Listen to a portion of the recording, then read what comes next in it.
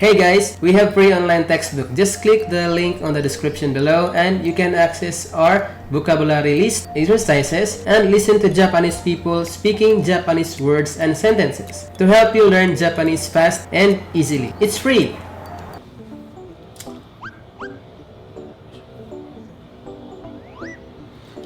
Ban-san wa kari no hanashi ni tsuite dou omoimasu ka?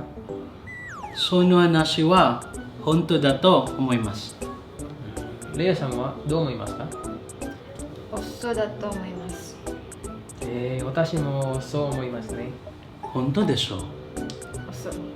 本当。嘘。Hi guys! お元気ですか? Welcome to Lesson 21 Grammar Explanation. And make sure to watch the Lesson 21 vocabulary video so that you will understand the words that we will use for this lesson. では、始めましょう。So these are our today's topics. We will learn the sentence patterns と思います、と言います、でしょ、place で noun とがあります、occasion で noun でも verb and the verb ないと。Grammar point number 1.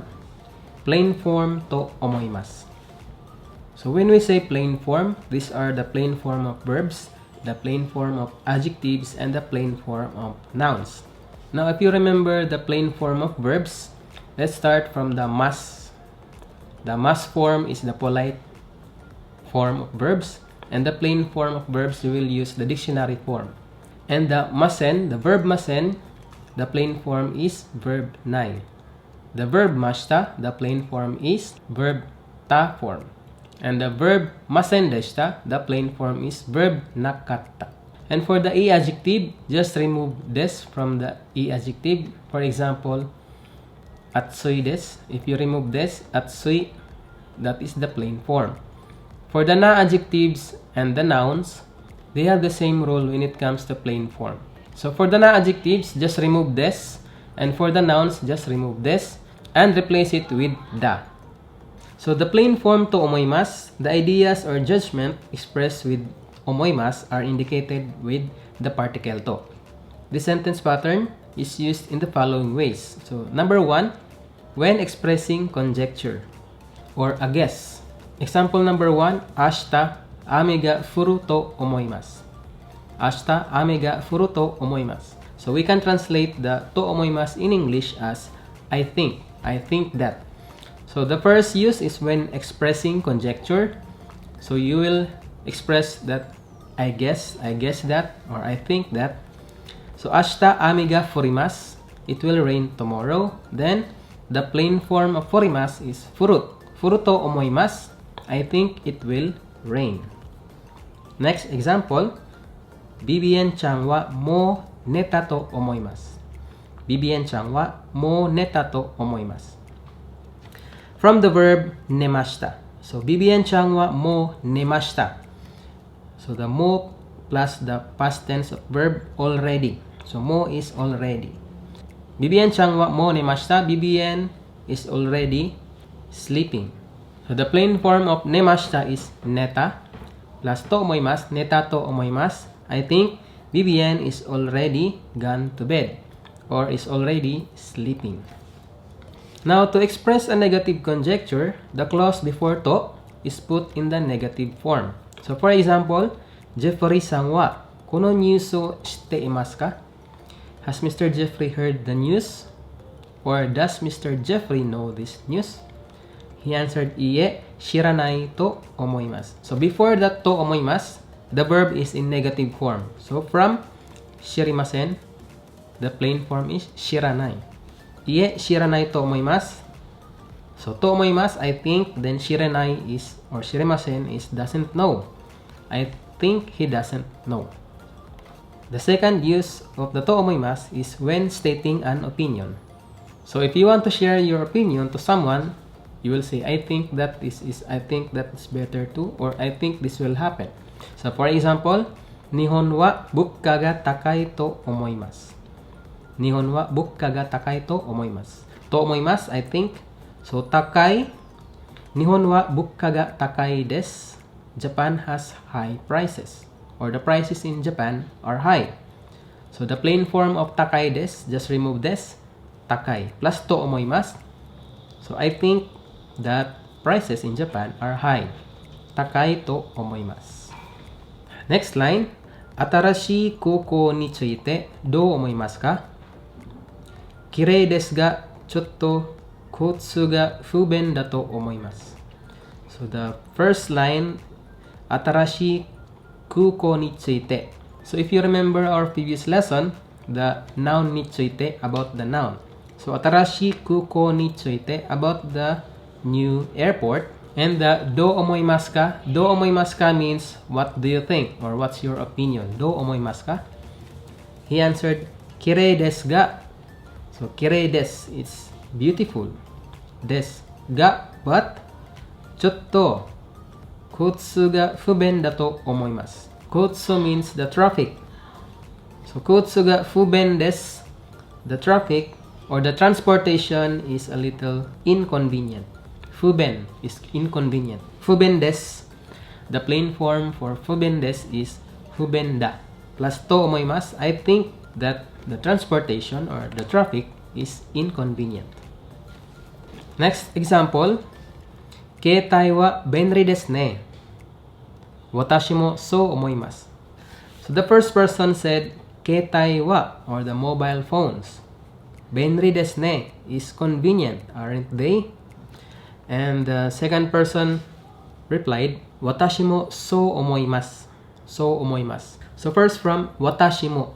The particle mo, watashi mo, me also. So omoimasu means I think so, or that's what I think too. So if you want to agree to someone about their opinion, you can say watashi mo, me also. So omoimasu, or yes, I think so too. Grammar point number 2. The sentences or the plain form to iimasu. The particle to is used to report speech. There are two ways of doing this. So if you want to report what someone has said, you will use the pattern to iimasu. Number 1, when reporting speech directly, it is repeated word for word. In writing, the words are placed inside square brackets. So for example, neromai ni. So our previous lesson, the verb dictionary form mai ni, before the verb, before doing this verb, neromai ni, before sleeping. Oyasumi nasai to iimasu. So the exact words is oyasumi nasai, then to iimasu. I will say oyasumi nasai. Next example, Ban-san wa, Mr. Van, raishu Tokyo e shuchou shimasu to iimashita. So Mr. Ban said, so past tense, to iimashita, said, raishu Tokyo e shuchou shimasu. So this is the exact sentence, or these are the exact words that Mr. Ban has said. Raishu Tokyo e shuchou shimasu. Number 2, when reporting speech indirectly, the plain form is used before to. So before to iimasu, the verb should be in plain form, or the sentence should be in plain form. So in this example, Ban-san wa Tokyo e shuchou suru to iimashita. So Mr. Ban said he will go to Tokyo for a business trip. So compared to the previous example, Ban-san wa raishu Tokyo e shuchou shimasu to iimashita. If we translate this in English, Mr. Ban said that I'm going on a business trip to Tokyo next week. So I'm going to Tokyo. And in this example, the translation is Mr. Ban said that he is going to Tokyo for a business trip. So this is reporting speech indirectly. Next example, Chichi ni ryogaku shitai to iimashita. So the translation is I told, so to iimashita, I said, or I told my father. The person spoken to is marked with the particle ni. So chichi ni, to my father. Ryogaku shitai, I want to study abroad. To iimashita. That's what I said. So I said, or I told my father that I want to study abroad. Grammar point number 3, the verb, the e-adjective, the na-adjective, and the noun plain form, desho. So this sentence form is used when seeking agreement or confirmation from the listener. Desho is spoken with a rising intonation. The plain form is used before desho, but without the da in the case of na or noun. So if you remember, the plain form of na adjective and the noun uses the da. So from kireides to kireida and senseides to senseida, we will use da. But in this sentence, for the desho pattern, we will not use the da. So for example, ashita party ni iku desho? Ikimasu. So from the verb ashita party ni ikimasu, to go to the party. So when asking agreement or confirmation from someone, from ikimasu, you will use the plain form. The plain form of ikimasu is iku desho, right? You're going to the party tomorrow, right? He answered, ikimasu. Yes, I am. Or I'm going. Next example, Hokkaido wa samukatta desho? He answered, iie, sonna ni samuku nakatta desu. So the first line, Hokkaido wa, so asking about Hokkaido. Samukatta desho? So from the sentence, Hokkaido wa samukatta desu, Hokkaido was cold. So asking someone about his experience in Hokkaido. Samukatta, then remove des, samukatta desho, right? So asking agreement from the person. He answered, no. Sonna ni samuku nakatta desu. So the word sonna ni, when partnered with a negative sentence, it's not that samuku nakatta desu. It was not cold, or it wasn't that cold. Sonna ni samuku nakatta desu. Grammar point number 4, the place de noun ga arimasu. So if you remember our previous lesson, the place ni noun ga arimasu, there is a noun on a place. But in this lesson, we will use the particle de for the place. Place de noun to ga arimasu, because the noun to is a ceremony or an event such as party, concert, festival, or incident and disasters. Arimasu is used in the sense of to take place, or to be held, or to occur. So let's read the example sentence. Tokyo de Nihon to Brazil no sakka no shiai ga arimasu.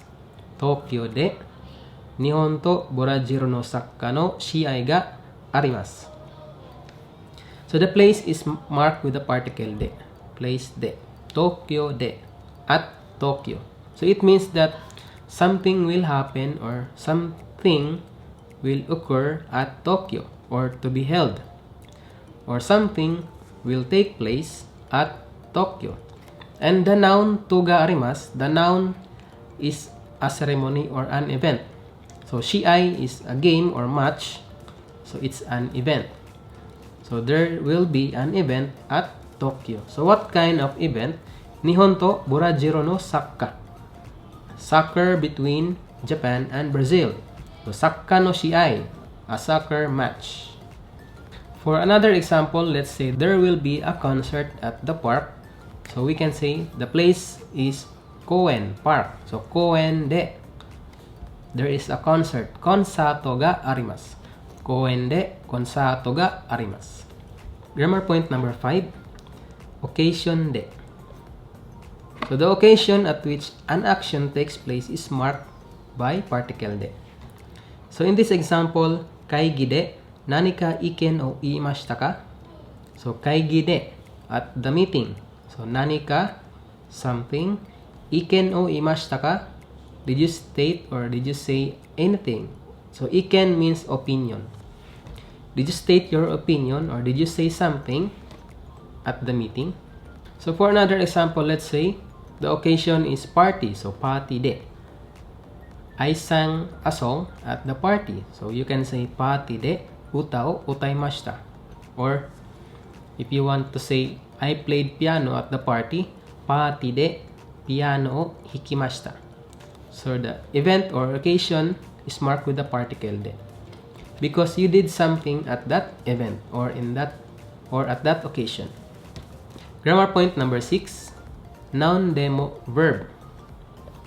So when recommending or suggesting or expressing a hope for something, the particle demo is used to give an example without restricting it to a specific one. So as an example, so there could be another noun or another object, but as an example, we will use the noun demo. Let's read the example sentence. Chotto biro demo nomimasen ka? Chotto biro demo nomimasen ka? So this sentence can be used to invite someone.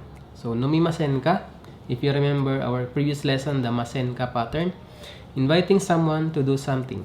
So nomimasen ka, would you have a drink? So demo is attached to the word biro as an example. So you can drink coffee, you can drink juice, you can drink wine, but as an example, you will use biro demo. So biro demo nomimasen ka? How about we drink some beer or something? So you can use another noun. For example, you will say kohi demo nomimasen ka? Kohi demo nomimasen ka? So if you want to offering someone to have a drink, you will say kohi demo nomimasen ka? Would you have some coffee or something? Grammar point number 7. The verb naito. So we've already learned how to conjugate the verbs into verb nai in our previous lesson. Just add the particle to. So for example, mo kairanai to. So the verb kairanai is from the verb kairimasen, the polite form of the verb kairimasen. The plain form is kairanai. If you add the particle to, it means more or less the same as the verb nakireba narimasen, or I must do. You have to do something. So which was presented in lesson 17. So I have to do this or I must do this, the same as the verb nakireba narimasen. Verb naito. So mo kairanai to, I have to go home. So in this sentence, you can imagine that mo kairanai to, I have to get home.